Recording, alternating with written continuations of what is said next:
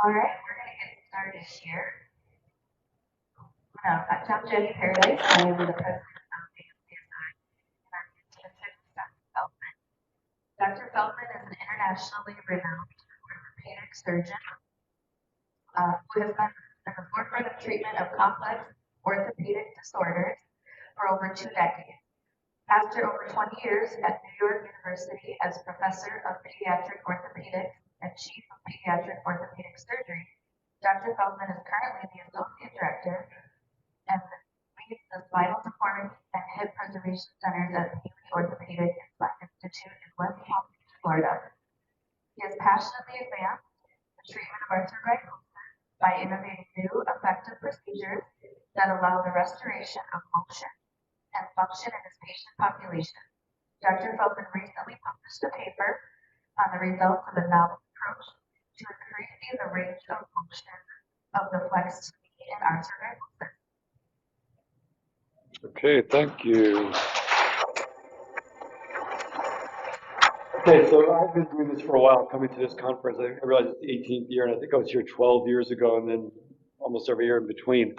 So this is informal. So this is not a lecture. This is, you interrupt me, ask questions before, after, during, it doesn't matter. I don't want to make this into a scientific talk, and if you want the science behind it, we're actually doing our 5-year follow-up on the knees, and we can give you the articles, and if that's your bend towards this, we can certainly talk scientifically or medically. But really, it's, just go back to that, it's really just about you guys and just understanding what arthrogryposis is, what are the problems with it, what's solvable, what's not solvable, what are we trying to work on, and where the future is. And with me is my team here, who are amazing, and I'll talk about that a little bit as we go on. These are my conflicts of interest, which have no relevance to this talk whatsoever. So I'm just going to show what it's about. It's really about changing the lives of these children. This was a boy I met in really during COVID in February of 2020. He has no quadricep muscle, so you'll expect that he will need long braces. And this is what he had before surgery. His knees were bent about 60, 70 degrees, and you'll see one of our therapists examining him on the table in a minute. If it moves forward, why is it? Hopefully this will continue. So you'll see that he really cannot walk on his own. He's not independent, but he certainly has muscle strength, right? I mean, he certainly can move. He can advance his legs a little bit, trying to move, but he can't walk at all. So there's one of our experts now in Boston, our therapists, showing that he has about a 60-degree or 70-degree flexion contracture of his knees, or flexion deformity of his knees. A bit of webbing there as well, which some kids with arthrogryposis have, especially Escobar. And you'll see that basically he has no function of his quadricep. This is post-op. That's only 5 weeks post-op. So basically his knees are straight, but they're not just straight, they move. And that's the key. The key is that arthrogryposis is a stiff jointed disease. And if you end up with extended knees when you're an adult, it's not terrific. It's livable, but it's not terrific. It gets in the way. It makes car sitting, work sitting, school sitting, movie theater sitting, airplane sitting difficult. So flexing your knees may be as important in life as extending your knees. So, interrupt, what'd you say? Okay, so right, exactly. So this is a boy afterwards doing some therapy, and that's what I was going to say, because our therapists are sitting here, both Eduardo and Dale and Gigi are here today with one of our child life specialists, and it really takes a team. I mean, this requires a lot to have children who can't walk to walk and maintain that motion. It is really about a commitment from the family, from the parents, from everybody to maintain that motion. So at 6 weeks, he's almost ready to go back to Poland. He's wearing his KA clothes to walk, which he couldn't do before. And that's him at 10 weeks.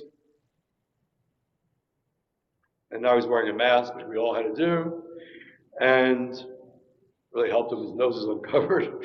Anyway, so dropping his cane and showing us that he can walk. Right. So, but I think that is the key to this. So that's the lecture, really. Everything else doesn't make any difference.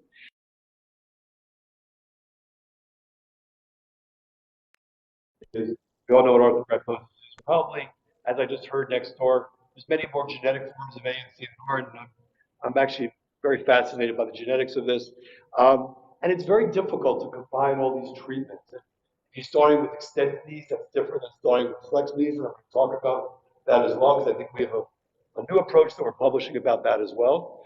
But the goal is to increase the arc of motion and maintain the function. We can't,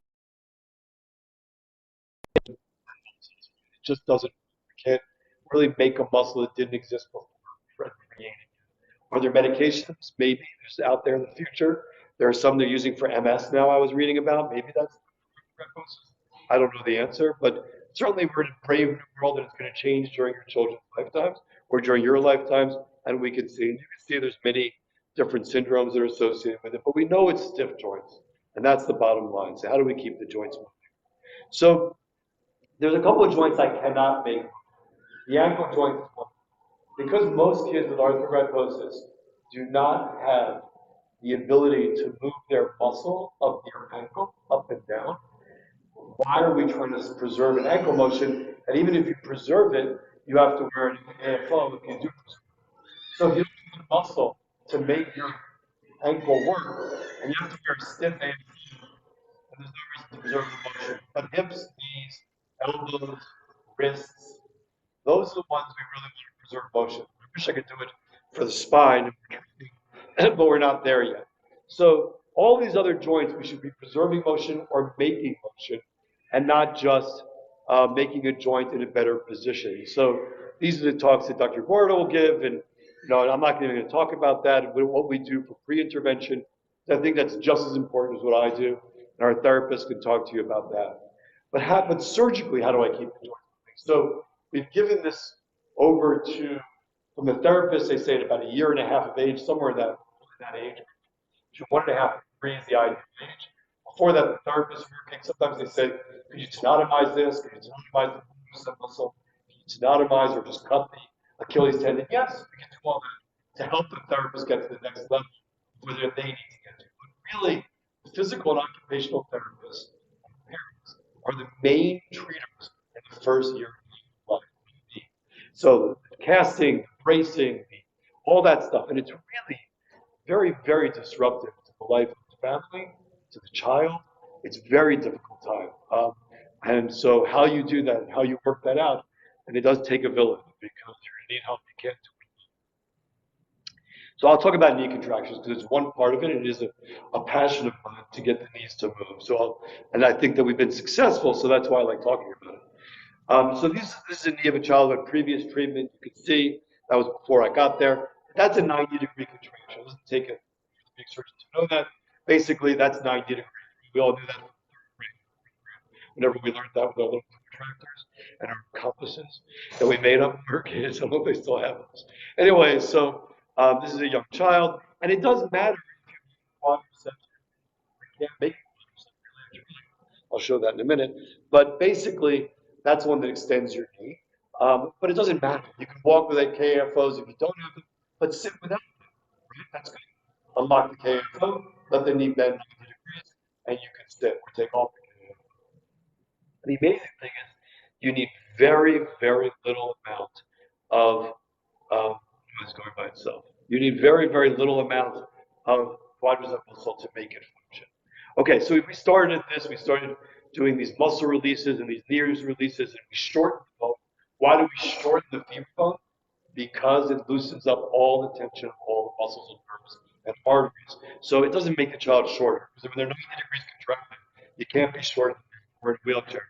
So you're not making the child shorter. They outgrow it anyway. They come out. And we do all these releases. None of this matters. Releasing means that you free up the nerves, you free up the tissues, you free up the fascia, and then we shorten the bone somewhat to globally reduce the tension, and then we basically can move the knee. This is in the operating room. That's 2 weeks after surgery. So I'm moving the knee. This child before had 90 to 120, now has 0 to 120. So we know that we can maintain that motion. I'm going to talk about some of the what happens post-op and how much you lose. That's right after the surgery. And then I throw them to the therapist. Patients are in therapy and they are starting on motion. There's your therapist working. Young child trying to learn to do steps. And that's only 6 weeks post-op. So it's amazing how quickly the kids can learn to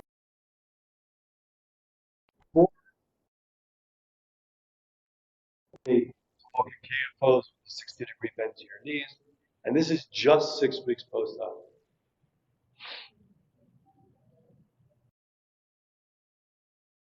Same child, treadmill about a year later, 2 years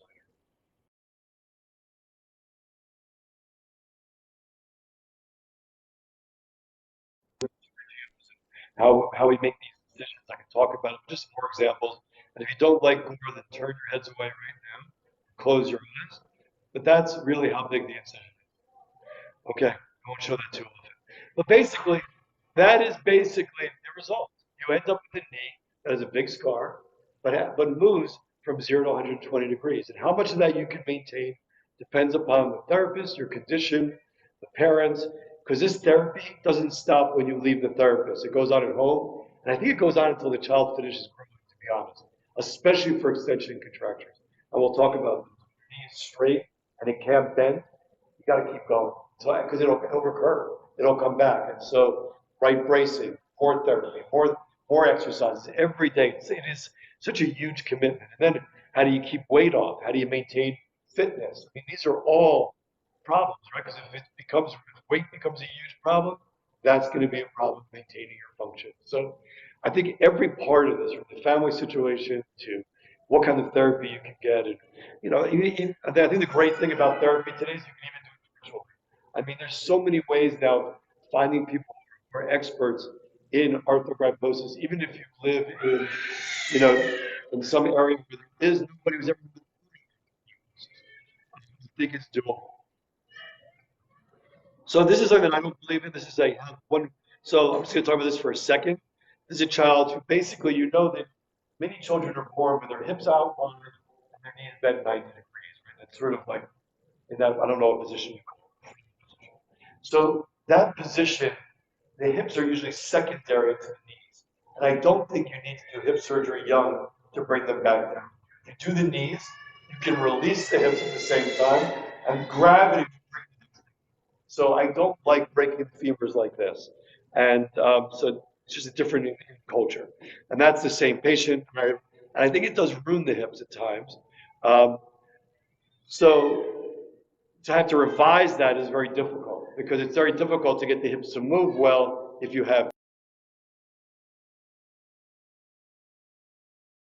She couldn't walk before, and a year later at the same conference, walking at the hotel,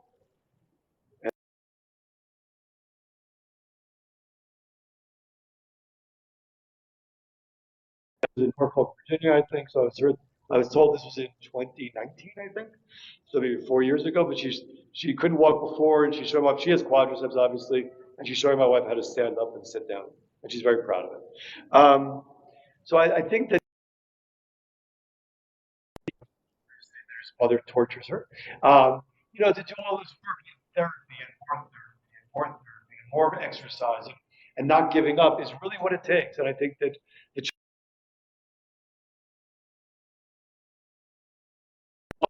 post-op management, you're about 2 weeks at an immobilizer, and then you get fitted for the AFO or a KFO, depending upon what the therapist think they need. You start range of motion post-op day number 3, which means usually the surgery, let's say on a Tuesday, by the following Monday, you are in therapy. You're standing at about 4 to 6 weeks, depending upon when the bone heals. You usually sleep with the knee in full extension, and you just progressively ambulate from that moment on. And so you are walking, you are up and around, and it is really very gratifying to see kids both sitting and walking and standing. And it doesn't mean you can do it for everybody. I mean, you have to have some muscle pump. You have something in your core. Right? You can't fix everybody, but it really does work. But let's talk about the straight knee that can't flex because between myself and Sarah Kislov in Philadelphia and discussed with Reed and Ford. So I think we've come up with a way, or I think I've finally a way to fix the straight knee. This is a young girl who I treated in Poland, obviously with arthrogryposis, and that's as much bend as she has to her knee. So she's 13 years old, her knee does not flex, and it's hard to live like that in 2023. I mean, normal intelligence, obviously, beyond intelligence. And so how do you get a job? How do you get to sit in a taxi? How do you sit in a car? It's very to have to take a ambulette everywhere is quite difficult if you're tall. So it makes life very difficult to get work and things like that. So and she was having trouble going into eighth grade actually. Um, and so what we did was the same thing I'm doing now. That's her afterwards, and I'll show you.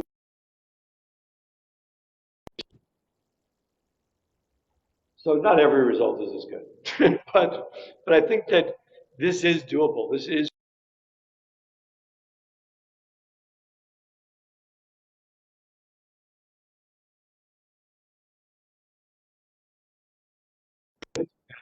straight. We can do the shortening by the and also, I can loosen up the muscle enough to get the knee to bend. So I used to think it was just the joint that wouldn't, it was flattening the joint and it wouldn't move. Then I saw a patient treated somewhere else where they rubbed by accident, they ruptured the bone doing trying to get the knee to bend. And then the knee was bending. I'm like, well, we can do that. We can take away the quadricep tendon, get the knee to bend, then put it back on. So I think that we've really come up with a methodology for doing this. This requires unbelievable mental therapy, as my therapist, as Fran and Dale can tell you. Um, and this is a young girl from Israel we did, and you can see she was stuck in from before. I don't know if I have her pre-op there or pre-ops. So she goes from 0 to 20, and that's difficult. Um, and we just did her recently. She's 7 years old. She has AMC. I met her at birth. She basically just goes from zero. I tried doing what's called a Judaic quadriceptoplasty. The problem is the muscle just scars in. And that's the biggest problem is how you get the muscle not to just scar again and gradually just go back to that fully extended position. It's not really the flattening of the joint though, which I'm surprised by. I asked Judy Hall once when I should do this, and she told me at birth.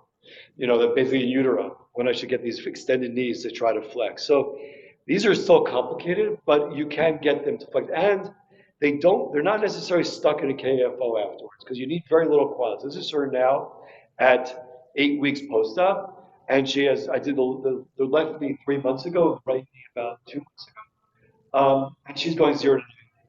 She does not have the same 505 quadricep function. She'll get some of that back. You may have to do something to the quadricep to reattach, but the quadricep is the main culprit, I think. In different patients, it's different things, but it's not the joint. It's this terrible quadricep muscle that scars in on the extended patient. So you really need to keep them moving. And it's not about 6 weeks of therapy. It's about till they're finished growing, because they will recur gradually if you stop trying to move them. Um, and she's so proud of this because she could never do this before. She couldn't sit up like that as she does on the left, showing that she can go on all fours. That's pretty good for her. And this is just showing that she can kick in the pool. It's all part of the pool. She's extending the knee on the left now, and she's starting to get extension on the right. So she's walking.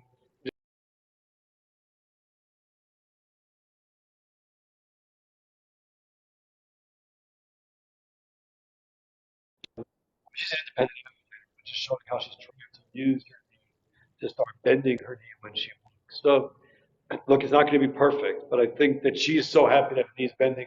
She can't wait to go back to school and show her friends that she can sit in the classroom in a normal way and she can sit up in a normal way. Sitting is a big part of life, so you can't give up sitting. Two things that we talked about, which is extension and flexion.